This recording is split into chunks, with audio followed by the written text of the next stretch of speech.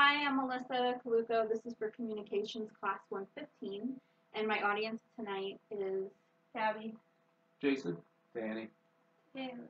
John, Curtis. What we're talking about tonight is real estate bidding wars and the effects that it's actually having right now in Colorado. So I'm going to start off by telling a story about a couple who was looking for a house. So Gabby and Danny, they were put in a situation where they are being forced to move. So they've been living in the same place for 5 years. They've been paying $500 a month in rent, and now they are being forced out from where they're living and are trying to find a place to live.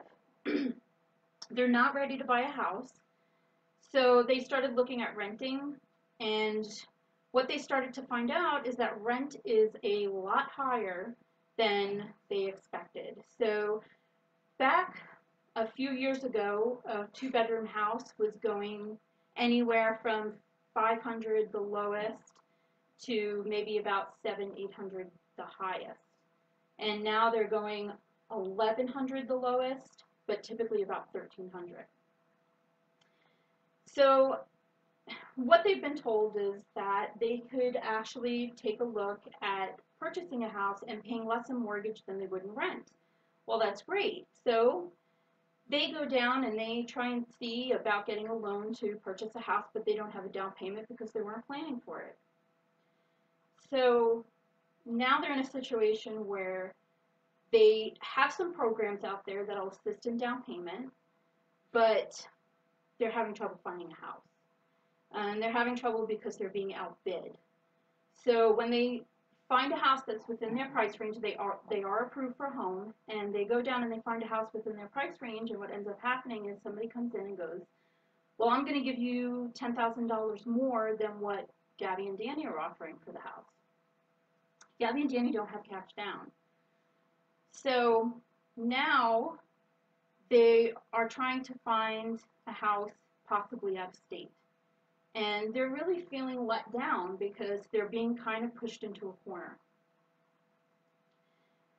With the low inventory, the spike in rentals, and the high demand for real estate in Colorado, bidding wars are making it difficult to purchase a home. So like Gabby and Danny, many Coloradans are being forced into home ownership. They don't necessarily want to buy a house, but they really don't have any other choice. They can't afford the rent, it's too much. With restriction guidelines from the housing bubble in 2008, Americans have learned a hard lesson about home ownership. We no longer pay more than what a house is worth, or do we? And what if you have no choice? So with so many people moving to Colorado from out of state, there is a demand for homes that are not available. There are many proposed developments, but the houses aren't coming up in time. And real estate agents, landlords, they're taking advantage of the situation.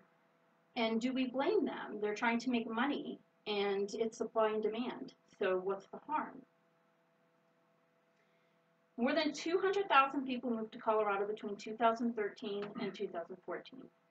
So after legislation approved the recreational use of marijuana in Colorado, there has been a fastest growing real estate market according to Zillow. In an article of weedorm.com, Colorado saw an influx of 200,386 people, all from out of state and abroad. So between 2013 and 2014. And this is according to the U.S. Census Bureau. So this is accurate information. So buyers with cash on hand are the ones who are bidding for the houses. With not enough housing to go around, landlords started selling or raising rents. Colorado saw a 9% increase in rent, and this was the highest increase in United States history. It was in that amount of time. So there hasn't been that much of an increase on rent in such a short period of time, and Colorado led the way. This is an average with rentals sitting at $1,335 a month. And these are not big luxurious places in Denver. These are just small apartments. And again, people's income is not coinciding with the raises in rent. So homes in Colorado have seen large raises as well. Denver homes went from 310,992 to 354,580 in just 1 year. And that's just the spike in the worth of the house. So that's not counting the fact that people are also overbidding on that price as well. So when you take that into consideration, buyers may come in and find a house and be like, okay, this house is 180,000, and then people start bidding on it, and the next thing you know, they're buying it for 210,000 because there's a bidder willing to pay, and they're pushing out the people who cannot. So Ashley Seville, who is a banker at a local credit union, explained that she is opening new accounts every day, and most of her new clients are from out of state.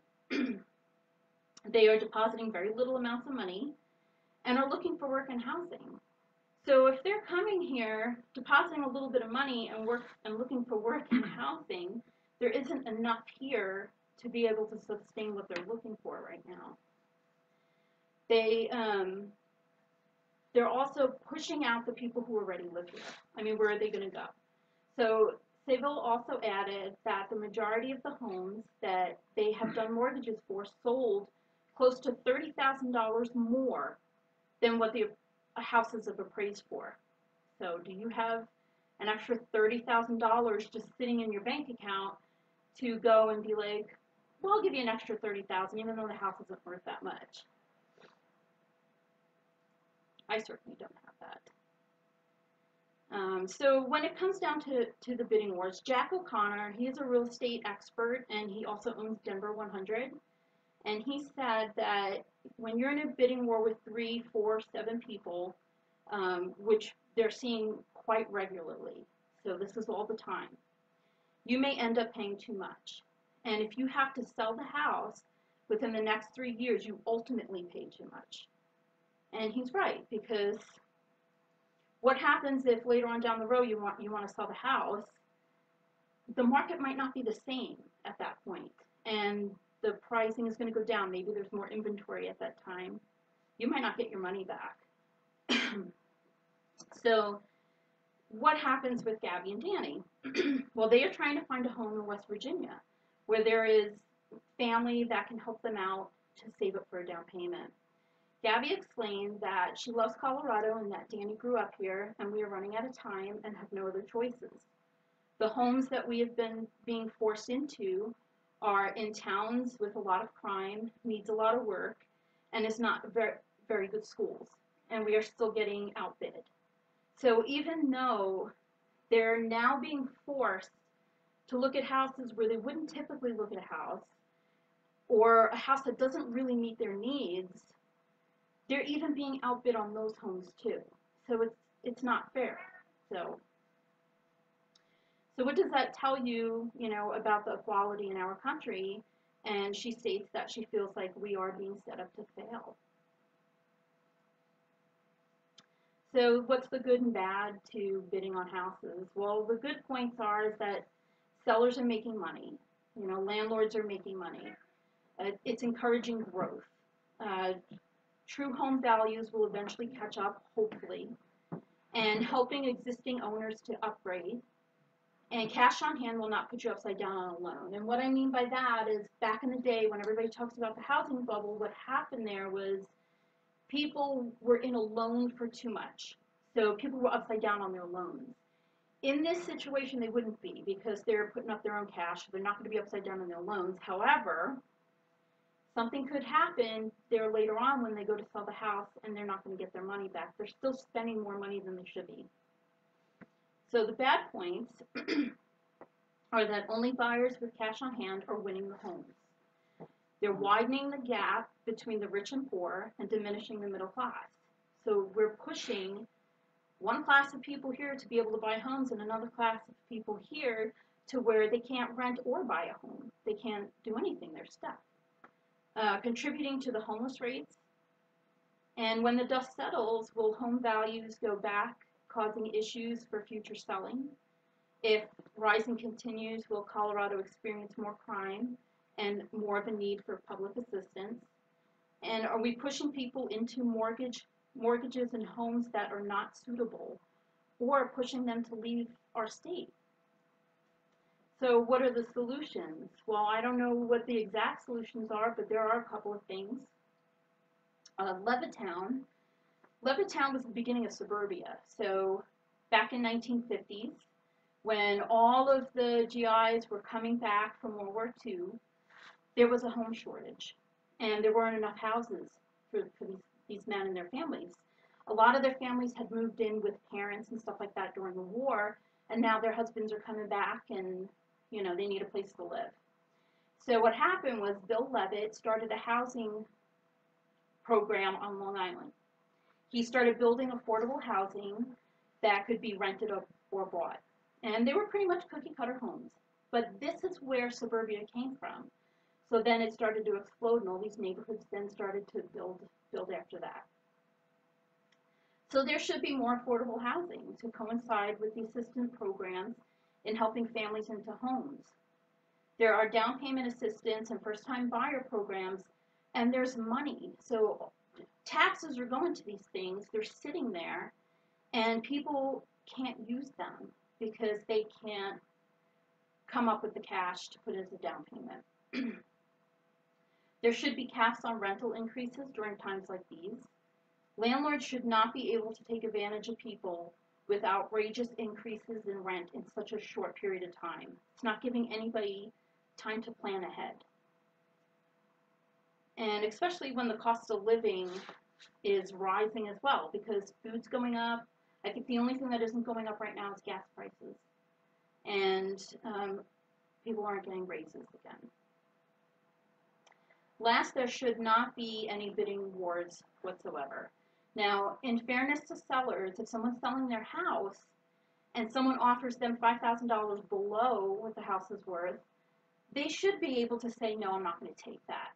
But anything above the asking price, if you're asking for $210,000 for your house and somebody says, I'll give you $210,000 for your house, that's it. That should be your contract, and you sell your house, not that it shouldn't be allowed to have people who have money to take advantage of the situation and take a house away from somebody. And this is causing problems. So the important thing to remember is that inflating home prices could potentially cause greater issues in the long run. Does anybody have questions? Questions or comments? Okay.